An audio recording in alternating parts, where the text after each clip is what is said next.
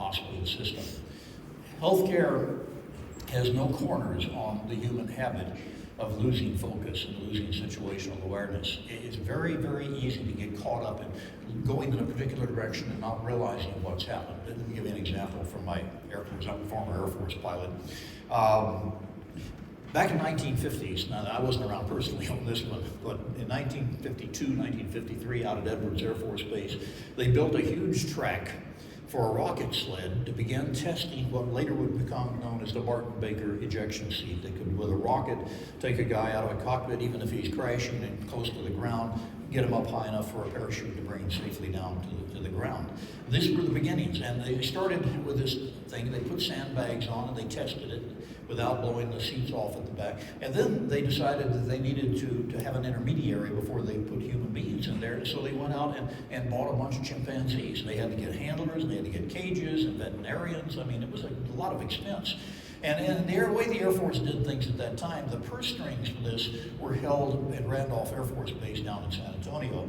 And the colonel who was running the show up at Edwards began to make some real headway. They would strap these monkeys or these chimpanzees into the seat, give them a banana. They'd have a big grin on their face. I tell you, the grin got really big at about 300 knots. They'd fire them off down this track, and then they'd fire off the seat. Whichever one they were testing, the parachute would open up, and then everybody would go out and check to make sure that they'd survived and how they were doing. And they were learning a lot from it. When all of a sudden there's a phone call from the colonel in San Antonio to the colonel in Edwards, and he says, "What have I got on my desk here? You guys are requisitioning the money for another 25 chimpanzees. These things are expensive. What are you doing out there?" He said, "Well, we're making great progress." He said, well, yeah, but what, are you killing them?" He says, "Oh, no, we haven't lost a single one. We've had a couple injured, but no, they're still with us." He said, "Well, just reuse the ones you've got. You don't need any new ones." There was a chuckle from the colonel at Edwards. He said, "Well, let's talk about allocation of resources." He says, "We've also understood, because there have been some ancillary benefits of this program, that chimpanzees have a steeper learning curve than we thought. They learn really fast, and you don't give me enough guys to strap them in the seat the second time." Little dichotomy on where the focus was on this. Was it making progress towards these ejection seats, or was it handling the budget? And I know that's begging the question, because we always have to be concerned about both. We're in the beginning of a cultural revolution.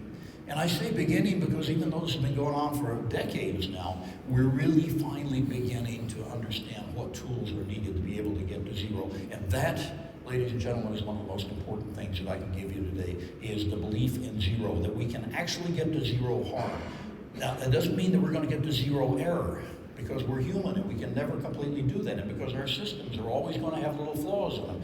I think probably most of you are familiar with the Swiss cheese model of accident and incident causation and safety, and the whole idea is there's always going to be a hole in whatever prophylaxis you put in the path of a trajectory that might hurt a patient.